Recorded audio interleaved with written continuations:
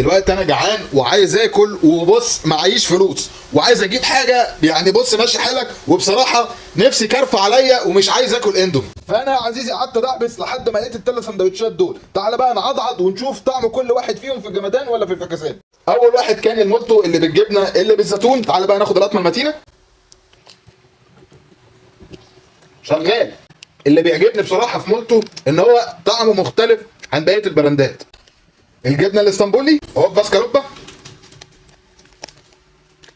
انا عاجبني طعم الجبنه الاسطنبولي اكتر، يعني طعم العيش بتاع مولتو بصراحه تحفه. واخر حاجه معانا هو الحلو، وده برانش بالفراوله، يعني اكيد في فرق في الطعم. زي ما انت شايف شكل العيش كده زي ما يكون فينو. ناخد القطمه المتينه. طعمه فينو يعني بص بجنيه، مش عارف ده ب 8 جنيه ليه.